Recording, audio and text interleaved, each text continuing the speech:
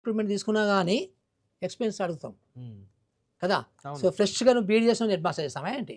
ఉమ్. So పెట్టుకుంటారు అప్పుడు 20 సంవత్సరాల ఎక్స్పీరియన్స్ ఉన్న వాళ్ళు పెట్టుకుంటారు. Okay okay. బట్ 20 సంవత్సరాల ఎక్స్పీరియన్స్ ఉన్నా 10 ఎస్సీ పోస్ట్ ఉంటే 20 సంవత్సరాల ఎక్స్పీరియన్స్ ఉన్నా 100 మంది ఎస్సీ టీచర్ని కన్సల్ట్ చేస్తారు అప్లై చేస్తే. ఉమ్.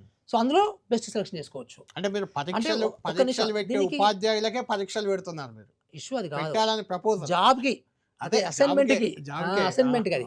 ఎందుకంటే మీకు ఇప్పుడు ప్రైమరీ స్కూల్స్కి కొన్ని అర్హతలు ఉండాలి, హై స్కూల్కి కొన్ని అర్హతలు ఉండాలి, హెడ్ మాస్టర్కి ఇంకొన్ని అర్హతలు వేరే ఉండాలి, ఉండాలి అవి. అక్కడ మేనేజ్మెంట్ కూడా ఉండాలి. అవును, మేనేజ్మెంట్ Skills స్కిల్స్ కూడా ఉండాలి ఉండాలి అక్కడ. కదా? Correct correct. ఇప్పుడు మనకి ఏమవుతుందంటే అది గవర్నమెంట్లో ఎంప్లాయీస్ కావచ్చు లేదా టీచర్స్ కావచ్చు ఎవరైనా కావచ్చు, మన గవర్నమెంట్లో ఏమవుతుందంటే ఒక్కసారి గవర్నమెంట్ జాబ్ రాగానే లెర్నింగ్ ఆగిపోతుంది అబ్బా, ఇక నేర్చుకోవడంలే అవును, అంతే, మొత్తం రిటైర్మెంట్ హక్కులాగా అయిపోయింది, వాళ్ళు ఒక అది కంఫర్ట్ జోన్ కి వచ్చేస్తున్నారు. కంఫర్ట్ జోన్ కదా. Correct. సో అది అట్లా కాకుండా మనము కొంచెము ఎప్పటికప్పుడు ట్రైనింగ్ ప్రోగ్రామ్స్ కూడా ఉంటుంటాయి కదా మన ట్రైనింగ్స్ జోక్ అబ్బా, అంతేనా? టు బి ఫ్రాంక్ విత్ అలా పోయి ఇలా రావడం, అది TADL ఏమన్నా ఉంటే తీసుకోవడానికి. ఫ్రాంక్ అది ఏ ట్రైనింగ్ అనే కావచ్చు. కరెక్ట్. మేము ట్రైనింగ్లు ఇచ్చి చలిసిపోయినాం లైఫ్ లో.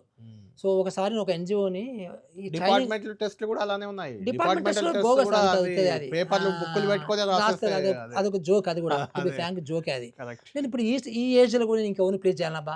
సో కనీసం మనం ఫ్రీగా మాట్లాడితే అందరికి తెలుస్తుంది కదా. ఇప్పుడు నాకు ఏ ట్రైనింగ్ ఇస్తే నేను ఈ విద్య మీద కొంచెం ఇంత పట్టుగా నేను ఎందుకున్నాను, నాకు ఏం ట్రైనింగ్ ఇస్తున్నాను ఉండదు, అది మీకు లోపల ఉన్న జీల్ అది అంతే కదా. కరెక్ట్. పిల్లలకి చెప్పాలనే జీల్ ఉంటే అవును, నాకు ఇంటర్నెట్ అంతా ఉంది. అవునా? కరెక్ట్. ఇప్పుడు నేను ఫారెన్లో యూరోప్లో టీచర్స్ని చూశాను, ఎంత కమిటెడ్గా ఉంటారంటే వాళ్ళు, ఎంత లాస్ట్ బెంచ్లో ఉన్న పిల్లలకి అర్థం కాకపోతే ఆ పిల్లలకి ఎట్లా అర్థం కావాలని దాన్ని రీసెర్చ్ చేసుకుంటాను.